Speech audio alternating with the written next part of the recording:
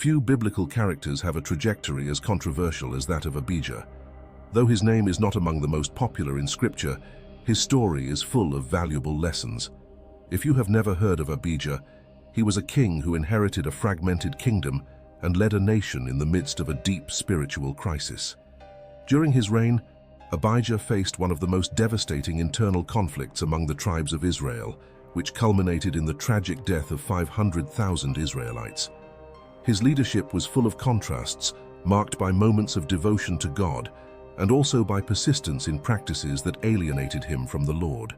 Abijah is a classic example of someone whose achievements have been overshadowed by their failures. He stood out in confronting Jeroboam, the king of Israel, in a crucial battle where his loyalty to God and the Davidic lineage was put to the test.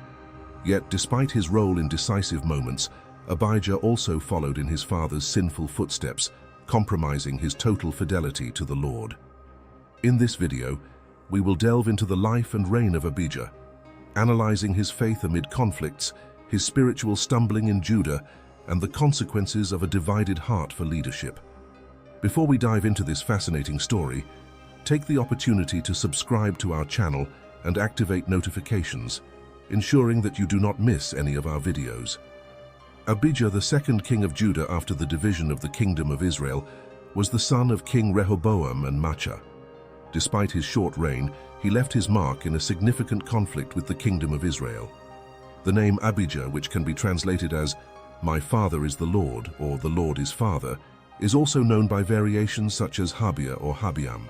The name Abias carries different interpretations, such as father of the god Aya, father of the sea, or father of the west. Some scholars believe that this diversity of meanings may be the result of a mistranscription, or perhaps a deliberate adaptation of the ancient name Abias to align with devotion to Yahweh, making it more appropriate for a king of David's lineage.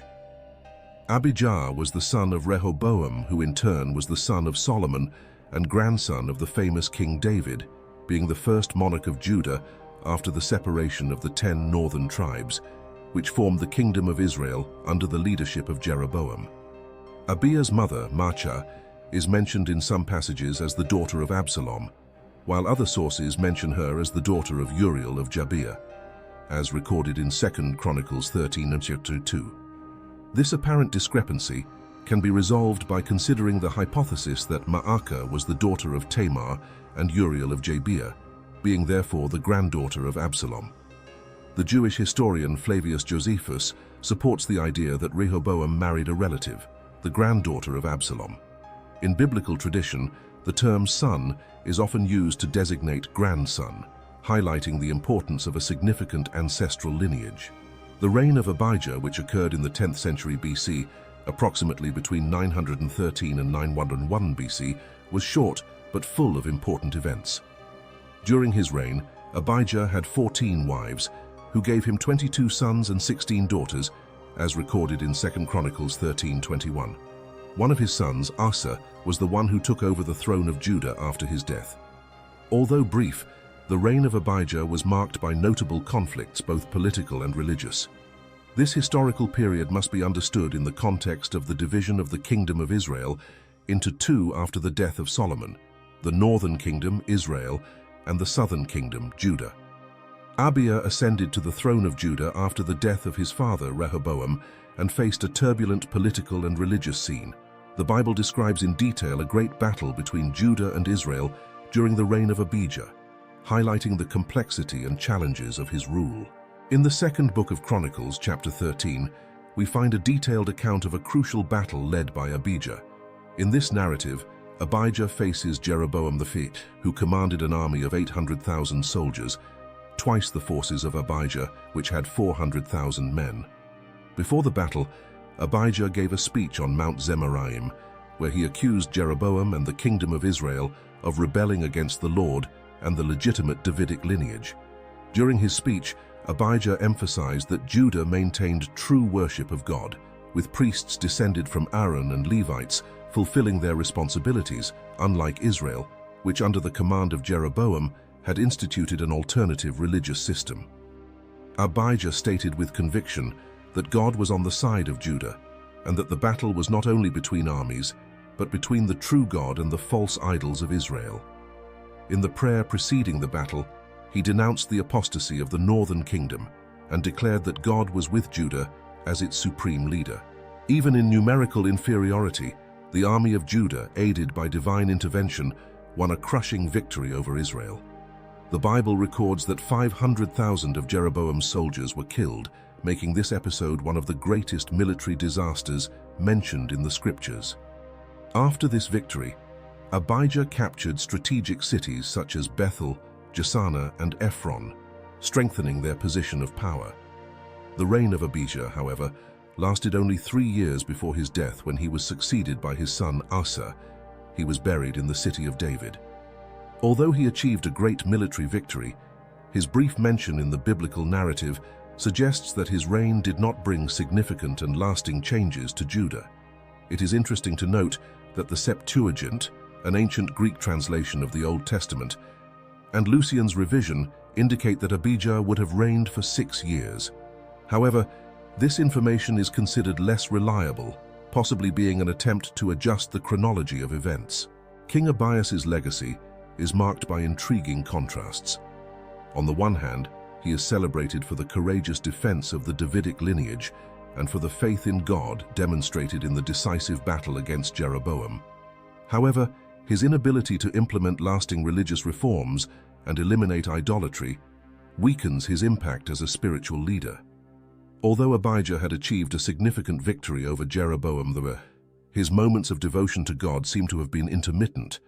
The biblical account shows us that, despite his deeds, Abijah repeated the same mistakes of his predecessors, Solomon and Rehoboam, and his heart was not completely surrendered to the Lord, unlike David, his famous predecessor.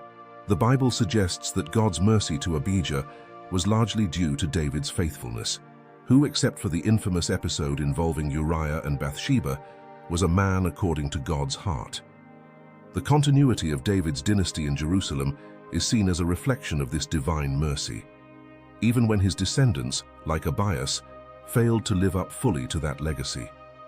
In contrast, Abias' son and successor, King Asa, chose a different path, being remembered as a reformed king who endeavored to restore exclusive worship of the Lord in Judah. The difference between Abijah and Asa underlines the importance of religious reforms and faithfulness to God in the history of the kings of Judah. Thus, the reign of Abijah serves as an example of the complexity and challenges of leadership, especially in times of division and conflict. Although King Abijah showed impressive trust in God during the battle against Jeroboam, his life was marked by significant spiritual failures. His commitment to the Lord was not deep enough, and he failed to lead the people of Judah back to true worship.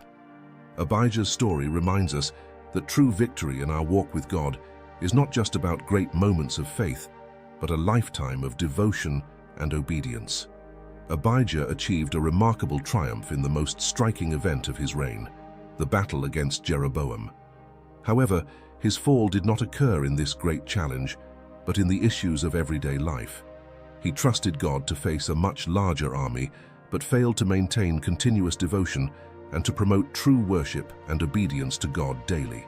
As Christians, we can learn from the mistakes of Abias to seek, by the grace of God, a life that reflects a total and unwavering commitment to Christ. The story of Abijah teaches us that just as he trusted in God at a time of great adversity, we are called to do the same in our own challenges, especially when we face obstacles that seem impossible to overcome. We live in a constant spiritual battle, and our struggle is not against flesh and blood, but against principalities and powers. The empire of darkness which operates in this world is composed of spiritual forces that have rebelled against God. These angelic beings are superior in strength and power, and by our own forces, we cannot overcome them. Victory is possible only through full confidence in God and the power of His grace. Regardless of the magnitude and difficulty of the battles we face, we must always remember that God's power is greater than any opposition. The story of Abijah warns us about the importance of a heart fully consecrated to the Lord. Your failure to maintain full devotion is a reminder that our commitment to God cannot be limited to moments of crisis, but must be constant in our spiritual journey. God requires a sincere and complete commitment. We cannot follow God only partially or as far as it suits us. This is not enough. Fidelity to God does not admit of a middle ground. Either we are completely faithful or we are living in infidelity. Abijah led a crucial battle for the preservation of the Davidic alliance, but he was remembered for his infidelity. His life exemplifies the danger of a momentary faithfulness combined with persistent sin. In this regard, we must be vigilant against any form of idolatry or deviation, keeping our faith pure and our focus firmly on Christ. Unlike Abijah, who failed to implement lasting reforms in Judah, we are called to lead with a commitment that seeks genuine and ongoing spiritual transformation in all areas of our lives, whether in our families, churches, or communities. The contrast between Abias and his son Asa highlights how true committed leadership can make a significant difference. While Abias left a mixed legacy, Asa stood out as a reformer who brought lasting change.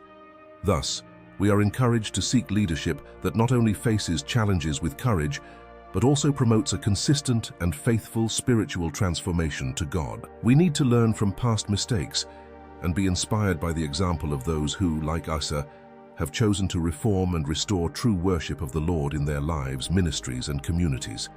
The story of Abijah teaches us the importance of a total commitment to God, which should be reflected not only in times of crisis, but in all areas of our existence.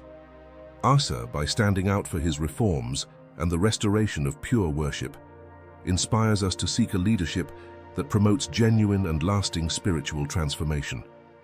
By following the example of consistent faithfulness, we can not only reflect our commitment to God, but also positively impact our families, communities, and churches. True faithfulness to the Lord goes beyond moments of prominence. It is revealed in a daily and continuous commitment to worship and obedience. If you found this video informative and inspiring, do not forget to leave your like and subscribe to our channel so you don't miss any of our content. Share your thoughts on the story of Abijah and other Bible lessons in the comments below. We want to hear from you. Your participation is essential to continue bringing videos that impact and inspire. See you next time.